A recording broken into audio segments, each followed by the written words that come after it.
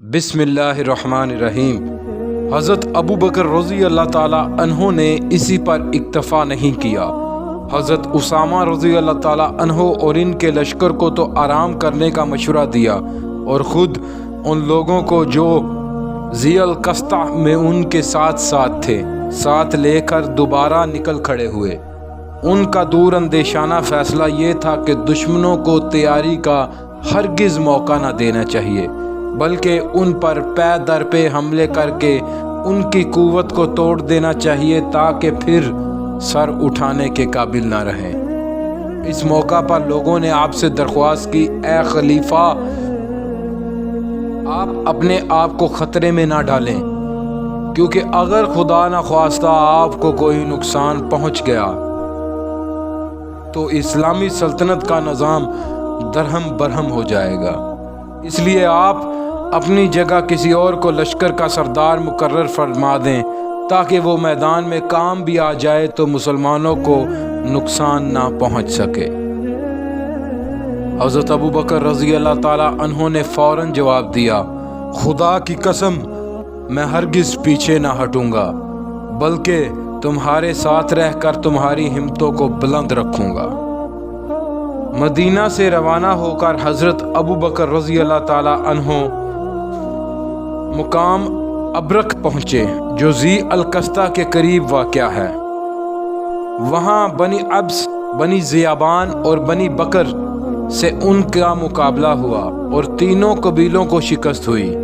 अबरक का इलाका बनी ज़ियाबान का था, लेकिन जब हज़रत अबू बकर रज़ी अल्लाह ताला अन्हों ने उन्हें वहाँ से निकाल दिया तो ऐलान कर दिया कि अब ये सरज़मीन मुसलमानों की मलकियत है, आइंदा बनी ज़ियाबान इस पर काबिज़ नहीं हो सकेंगे।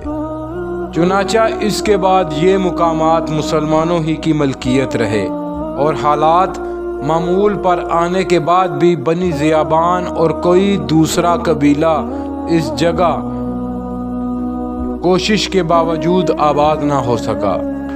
ये कबाइल शिकस्त खाने के बाद झूठे नबियों तुलैहा और मुसलमा कज़्ज़ाब के झंडे तले जमा हो गए।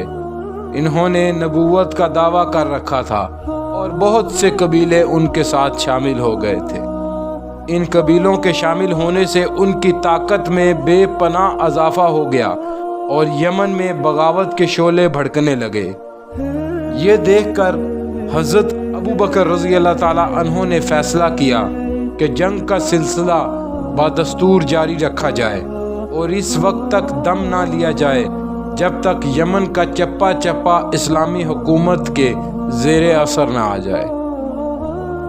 अगर ये कबीले तुलैहा और मुसलमा के साथ शामिल ना होते तो उन झूठे नबियों को इतना ज़ोर नसीब ना होता और बहुत जल्द सारा अरब इस्लाम की आगोश में आ जाता। हज़रत उसामा रज़ी अल्लाह ताला अन्हो बिन ज़ैद का लश्कर जब अच्छी तरह आराम कर चुका तो हज़रत अबू बकर रज़ी अल्लाह ताला अन्हो उसे लेकर मदीना से निकले और ज़ी अल-कस्ता में क़याम फरमाया। यहाँ उन्होंने 11 झंडे तैयार किए, लश्कर को 11 हिस्सों में तकसीम किया, हर हिस्से का एक अमीर मुकर्रर किया। फिर इन अमीरों को हुक्म दिया कि मुर्तदीन के ख़ात्मे के लिए अपने अपने मुकर्रर किरदा इलाके की तरफ रवाना हो जाएं और रास्ते में जिन इलाकों से गुज़रे वहाँ के मुसलमानों को अपने साथ मिलाते जाएं। मुर्तदीन के मुकाबले के लिए फ़ौजें भेजते वक्त हज़रत अबू बकर रज़ी अल्लाह ताला अन्हों ने इस बात का ख़ास ख्याल रखा कि मुर्तदीन की जमीयत और ताकत का लिहाज रख कर उनकी तरफ फ़ौजें रवाना की। इसीलिए उन्होंने हज़रत खालिद बिन वलीद रज़ी अल्लाह ताला अन्हों को तुलैहा बिन ख़ुयाल से लड़ने के लिए बनु असद की तरफ रवाना किया और हुक्म दिया कि तुलैहा से फारिग होने के बाद बताह जाकर बनु तमीम के सरदार मालिक बिन नवेरा से जंग की जाए।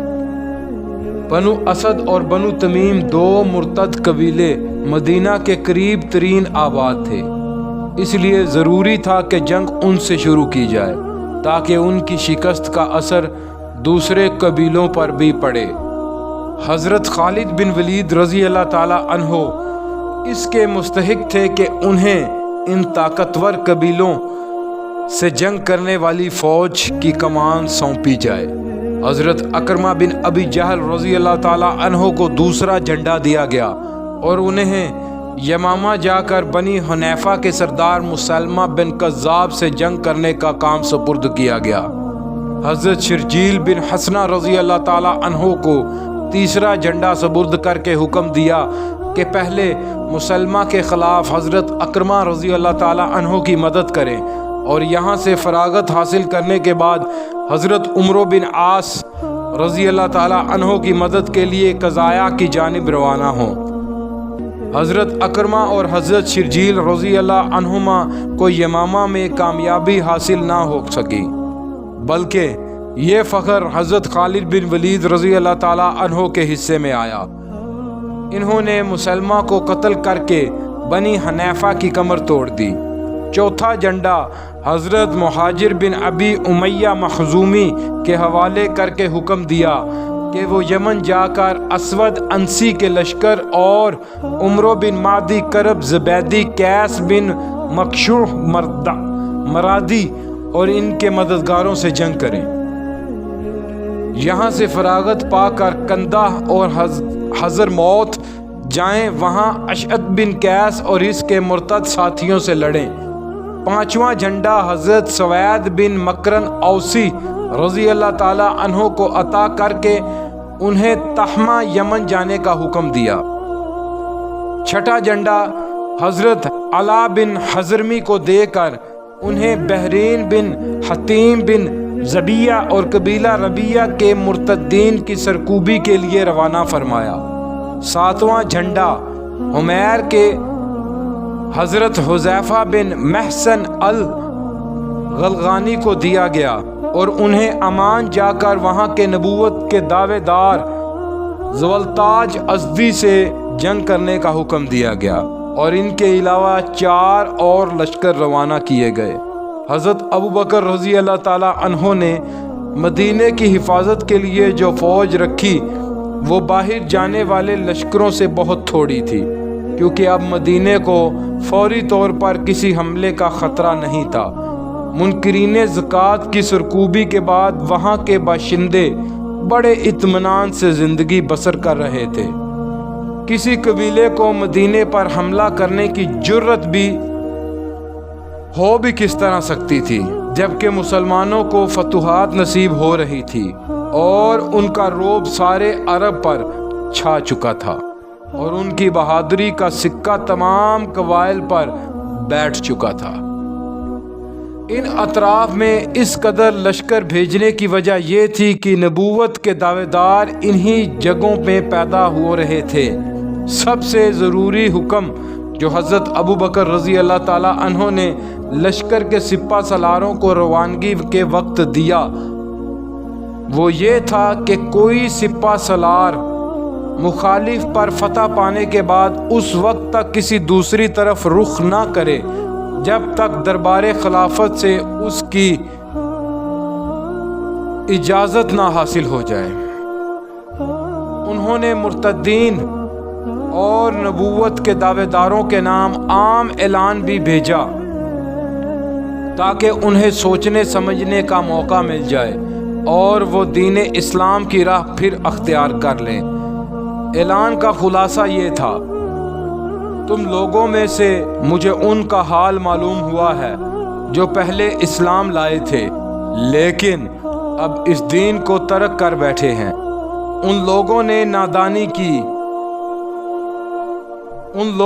نادانی کی وجہ سے اللہ تعالیٰ کو نہیں پہچانا اور شیطان کے فریب میں آ گئے۔ میں فلاں شخص کی کمان میں تمہارے خلاف فوج روانہ کر رہا ہوں، وہ تمہیں اللہ کی طرف بلائے گا۔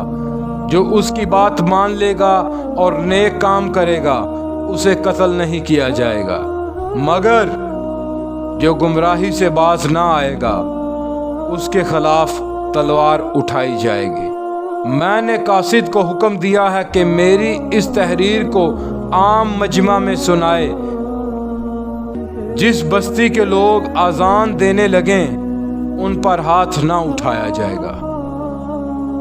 ان 11 لشکروں نے مرتدین کے خلاف جو جنگیں لڑی، ان کا شمار زمانہ اسلام کے فیصلہ کن جنگوں میں ہوتا ہے۔